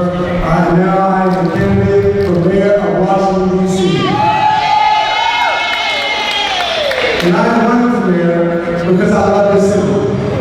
I'm running for mayor because this city has afforded me opportunity. I'm running for mayor because this city is not doing enough for the people across the District of Columbia. And I'm running to make sure we have leadership that fights and delivers for all DC. That means all 700,000 of our residents and all 8 wards. We are not going to leave anybody behind. Are y'all with that? We're going to make sure that as we stand up to fight back against Trump and a hostile federal administration, we're going to protect home rule and maintain our independence. Is that something y'all want to do? We're going to make sure that we usher in a city that is more affordable, a city that is more opportunity rich, and a city with a government that is accountable to its people. We're going to make sure we use the people's resources for the people's priorities. That's right, because for far too long, this city is focused on building buildings downtown. You have the leaders that took the pleasure and counted the cranes. And I know one thing that I think y'all know. Y'all know that our greatest asset in Washington, D.C., it's not those buildings downtown, it's our people. So we're going to make sure we invest in our people. We're going to build the buildings in a way we haven't done before. We're going to make sure that we go to the communities where those people are living on the margins, where they're living in the shadows, afraid to come outside and go to work. And we're going to bring them into the fold. We're going to bring them out of the shadows and into the light. Right? Yeah. Are y'all with me? Yeah. Are y'all ready to fight? Yeah. Y'all want to help me deliver? Yeah. This city needs to be a place where everybody can afford to live. It doesn't matter whether you own a company or you work at the front desk. All right, I know somebody else up there. I got lots of work. But listen, let me just say one final thing. This race is between candidates who offer rhetoric and empty promises, and then there's me, somebody who you all know, who is consistently showing up for you, who is going to map a vision of economic growth for guardrails with the experience to actually deliver.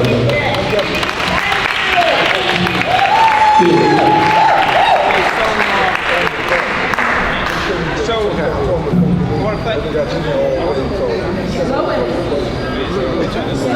Okay, I want to thank all the candidates. And any candidates who are still here, if you come forward, we're going to open up the floor for a short period of questions and answers from any of you. So, candidates who are still here, please. If you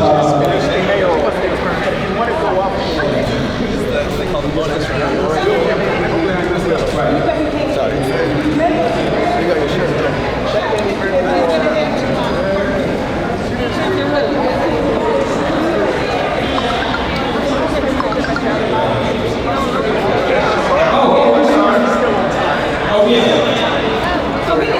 Yes, I'm sorry. We have one more candidate for mayor who was on time. Just arrived right on time, so we're going to speak. And you got 2 minutes. 2 minutes. Turn red at 1 minute. Okay. Good afternoon, everyone, and thank you for having me. Thank you to Ward 5 Democrats. Thank you to each of you for being here, for being engaged. Can everybody hear me? Thank you, everybody. Listen up really quick. I'm Gary the Weather. I am running for mayor because we should expect more from our city. We should expect more from our city government, from our city leaders, including me when I'm the mayor. And you deserve a city that provides outstanding education for your children, a truly safe city where you can walk around Brooklyn or any city without even thinking about your own safety and security. I am driven to run for mayor because of my values that dictate to me for service, that drive me to service. I remember when I was a young officer in the Army, when we were in the field, and it was a hot day in the middle of Fort Knox, and our platoon leader was leaning over his head and slept for days, and he just fell down, straight flat. And all of us just went and picked him up, we all lifted him up, and we continued to a successful mission. And I realized in that moment that when all of us work together and all of us lift each other up, we are all successful. And that is what we are going to do in Washington, D.C.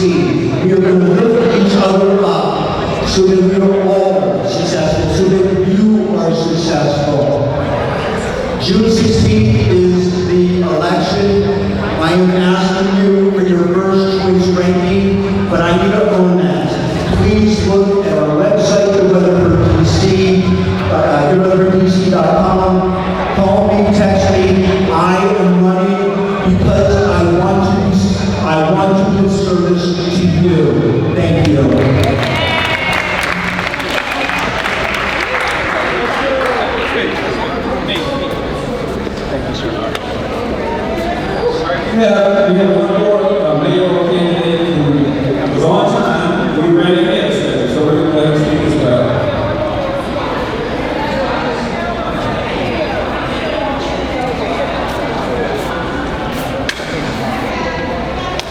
Good afternoon.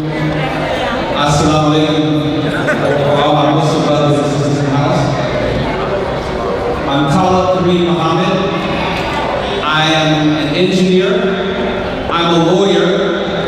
I'm a former chief of staff of the largest DC government agency, former counsel to the last mayor, former chief counsel to Congresswoman Sheila Jackson Lee. I am a father and I'm a husband. And I'm running for mayor because for 2 years in a row, members of the DC Council, particularly Councilmember Denise George and Councilmember McKinley McDuffie, we went before them asking for money for our youth because they have no after-school program that gives them help with their homework, that gives them mentors, make sure that they're safe and that they're deposited back to their homes. For 2 years in a row, they said that they couldn't find money for our program.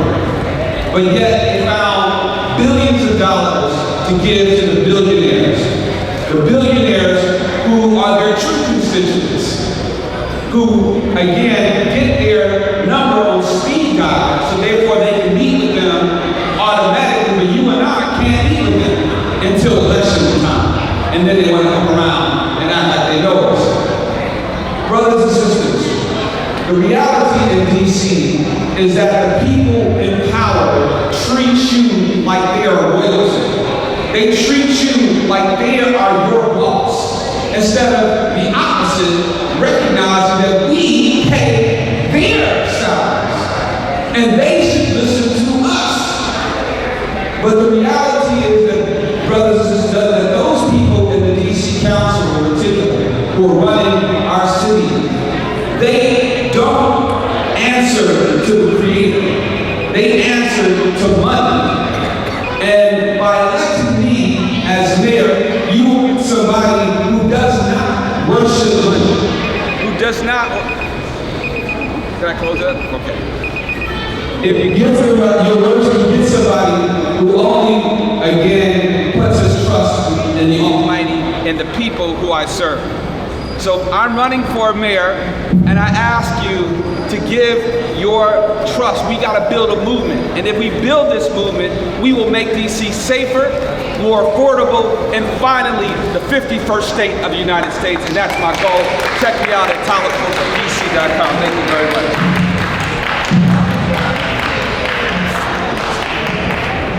We have one other today for Councilmember Garcia, who just arrived. We're going to allow him to say a few words before we take questions.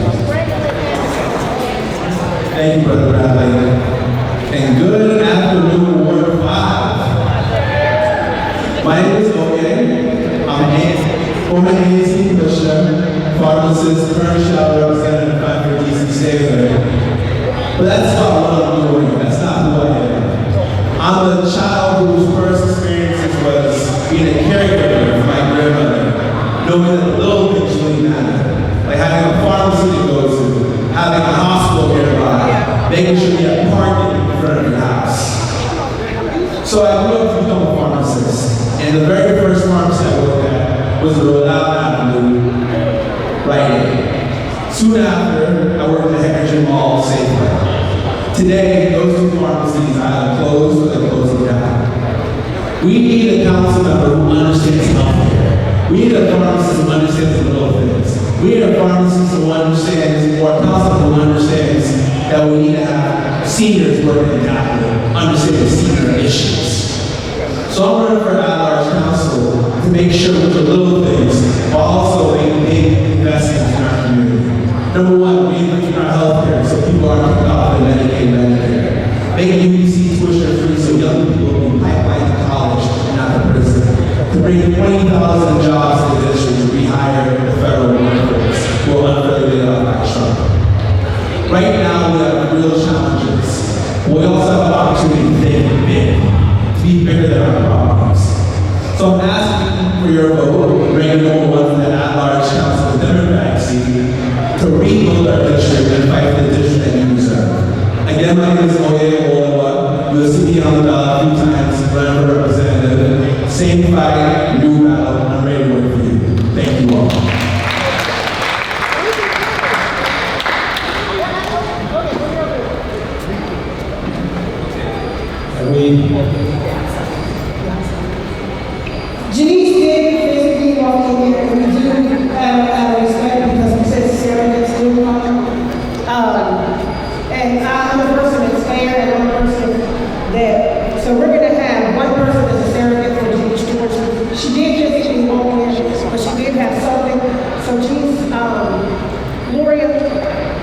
Gloria Hata. Gloria Hata. You know, I don't like this, but being conservative, and I'm not prepared. But I want to say to all the candidates that's here, God bless you and may the best be for you. But speaking on behalf of a woman who is old enough to be my daughter, and being a proud baby boomer, and native in Washington, D.C., her name is Janice Lewis George. She's a woman that came in the door as a prosecuting attorney. She's a woman who is married with a little baby boy. And as the founding president of the Friends of Carter Barron Foundation for the Performing Arts,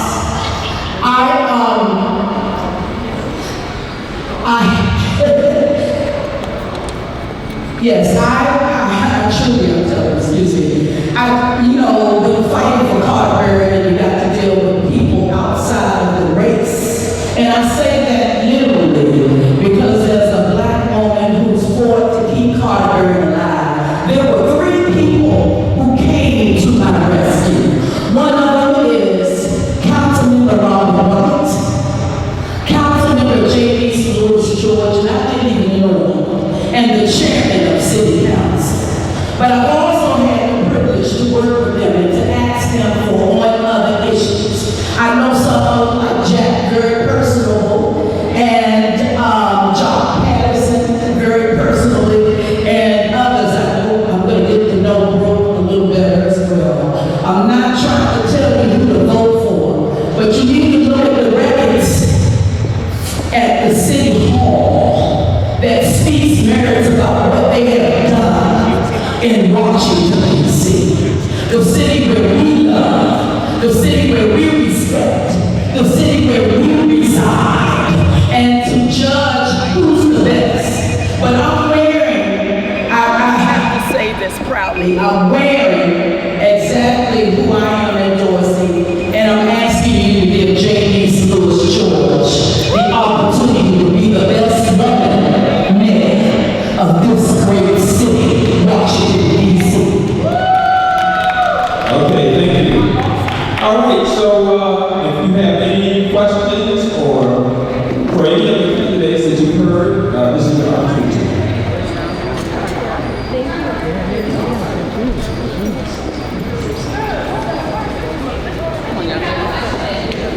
Anyone